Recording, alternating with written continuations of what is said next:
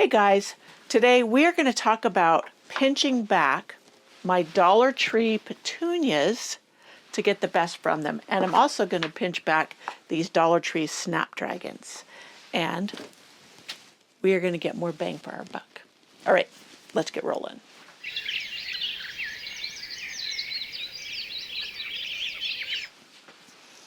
Yes, first of all, I'm going to start with a little diagram of what happens when you pinch back or prune back plants like this, especially the seedlings.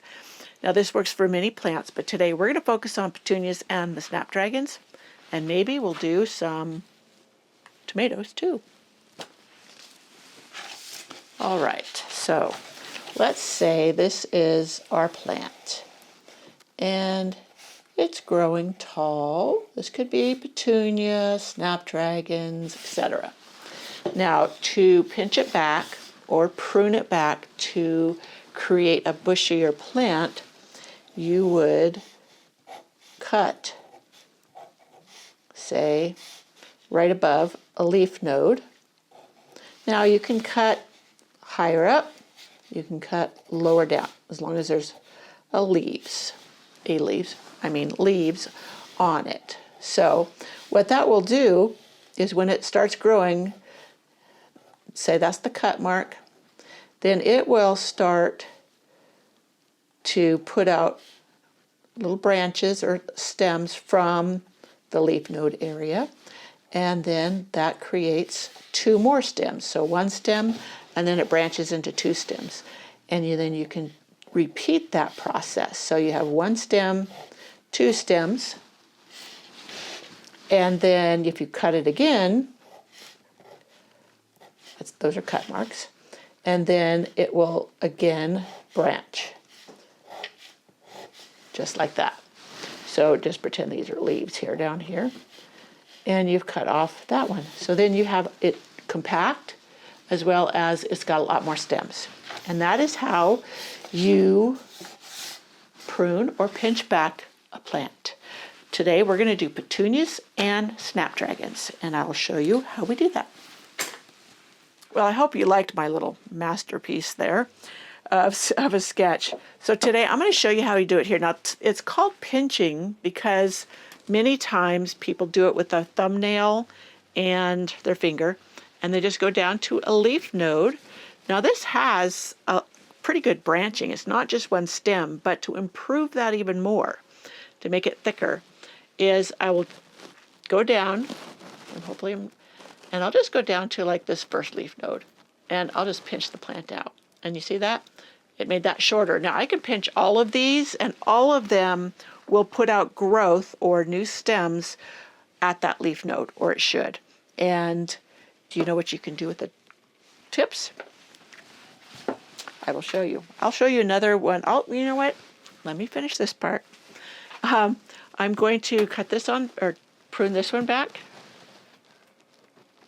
And that one was a little bit tougher. And a lot of times I'll use my little nippers if I'm just want to go in and do a bunch of them. Now this one doesn't have a lower leaf, so I'm not going to do that one. Oh, I think I need to sharpen my little nippers. These are Dram. I think they're Dram. I got these off of Amazon. I'll link to them. I love them for doing small work like this. Now I broke a leaf. That's fine. I'm just going to nip it off right there. So, yeah. It should branch some more and be a little bit thicker. And it'll keep it more shorter for the time being. The roots are coming out the bottom. I could pot these up, but I'm not going to. I am going to put these either in the hanging baskets or containers I'm going to have them in, or in the ground. I probably can get these in the ground. Well, these aren't the wave petunias, so I know the wave petunias can take some cold, a little bit of frost, but these are the Dollar Tree petunias, and I don't know if they can as well.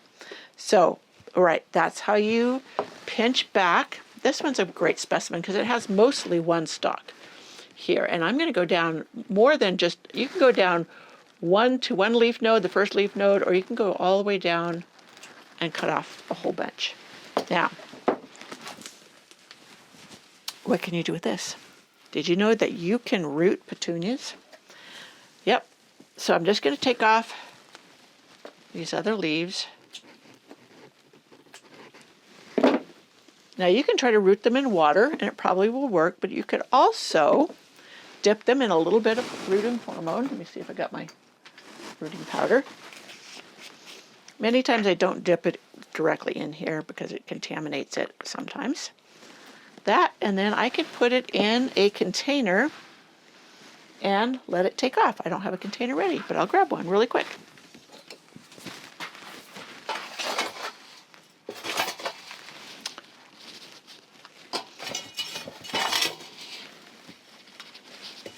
I'll give it a good water, and that should root. We'll see how long. We'll test it out. We'll check it out and see how long that takes to root. But there you go. Also, these I did yesterday or the day before, and I just have them in this little thing of water. You notice how they're just bright and cheery. It's a little deep, so I need to put them in a shallower container. But yeah, they can put out roots all they want. I have an entire tray of petunias to do that with, and it goes pretty quick with my nippers. So there's that. These will go in the compost heap. So it's the same deal with the Snapdragons. Whoops, let me put my glasses on. So yeah, you can take them down to, you see how that's just one tall stalk? Take it down to this leaf node down here. Then it could put out some more stems. Now, I have never tried starting Snapdragon seed like this from cuttings. Maybe I should try it and see if it works. So then all of these in here are going to get the same treatment. I just go down just above a leaf, and where the leaf erupts from the stem is called the leaf node. Got a gnat in here. And that's pretty much how I do all the Snapdragons. And here goes the tomatoes. The tomatoes are the same way. These are my super sweet 100s. They are leaning because the light was down here and they grew past it. And so there's so much going on that I just didn't pay attention to them. Or said, oh, I'll take care of that later. And so they're all kind of leaning. It's not a big deal. Number one, if I wanted to plant them out now, which I cannot, it's too cold here, I would just lay this down along the ground. It's perfect that it's laying down because I would bury it right to there. And just this part, and this part would immediately start going up towards the light. But I don't have that option right now. So I don't want to pot them up just yet. They really need it, but they'll be okay in here. Now you notice right at this leaf node, there is a little shoot coming out. Now, some people consider those suckers. I have a whole video, blog post, everything on pruning your tomatoes, why you should and why you shouldn't. Now, many people will claim that you will get better tasting, bigger fruit, more fruit, whatever. It's not the truth. I shared in there, I think, the links to the information that, yes, in greenhouses, when they're needing to grow them closer together, defoliate them, pruning them, that all works. But if it's out in your garden, it's a waste of time because you can get way more fruit by not pruning them, and they will grow just fine. Some people, like in humider areas, they need a little bit more airflow, but you just need to think about it. If it's got... Anyways, go watch the video on why or why not to prune your tomatoes and or the blog post, and you'll get all the information. But I'm going to take this right down to that leaf node, and I'm going to prune it. And you know what you can do? You can start this cutting just like you did the petunias, just like I do roses, just like I do all these other things. I'm taking off these side branches. I'll give it a little bit of that rooting hormone, and I'll pop it into a pot, and then I'll have a whole nother... I think these are super sweet 100s. I'm pretty sure I didn't mark the things. Sometimes I get going and I forget to mark. Don't forget to mark, because I don't care how much you think you're going to remember. If you get a lot of plants going, you're not going to remember. All right. Put it in this little pot. Yeah, I need to go get me some more of my potting soil or my compost to make potting soil. I am just about out. And I still have a bazillion things to pot up. That's the one thing when I promised myself I wasn't going to start that many seeds this year. And it was because I didn't want to have so much potting up to do. And for some reason I get going. I love to start from seeds. Have all these seedlings. These were a test. These were the dollar store seeds. These were the Snapdragons. These I'm going to pot up because they're probably getting all their roots all munched together. They'll be fine potting up. It has warmed up a little bit. We had a snowstorm last weekend. We got 18 inches. It melted very fast because it's warming up. It's supposed to be staying in the 60s this next week, and the lows will be in the lower 40s.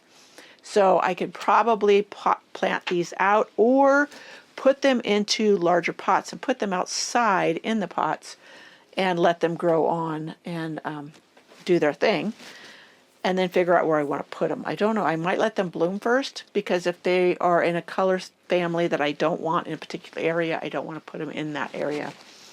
But to save potting soil, I may just put them out there and then dig them up if I don't want them in that area. So there's so many options that you can do. And you can dig up plants and transplant them. It's not a big deal. You just can't do it when it's super hot.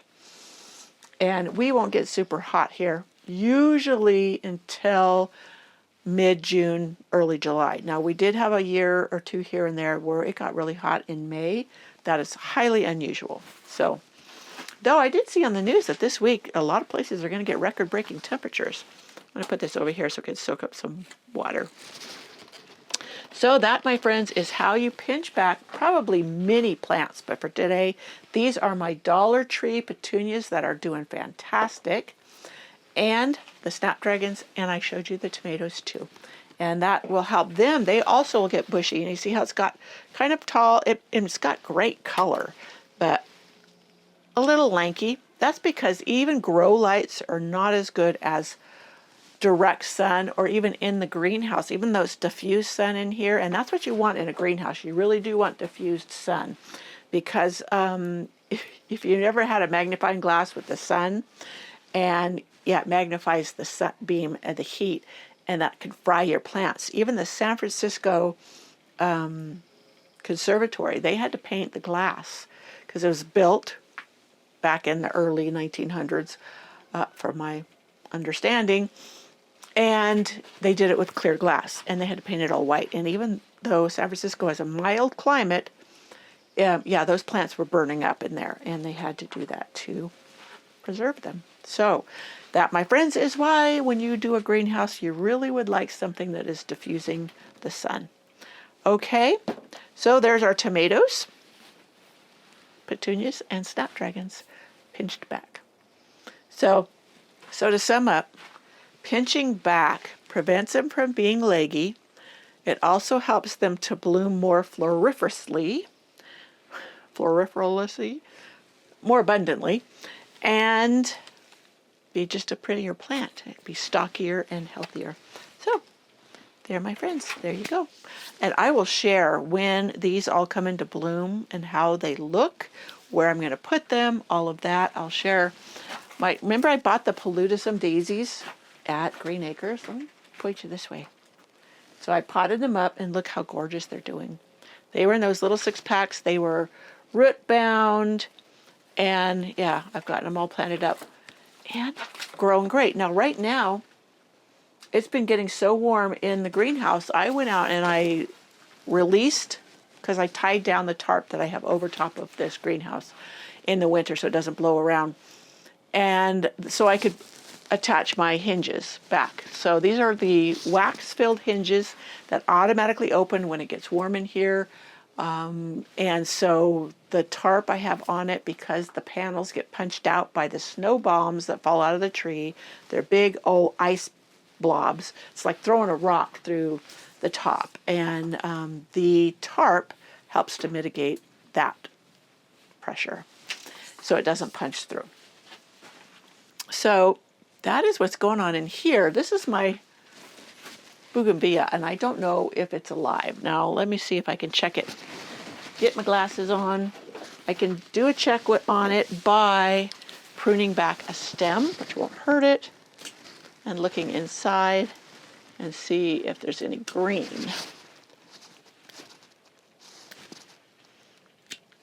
Yes, there is green.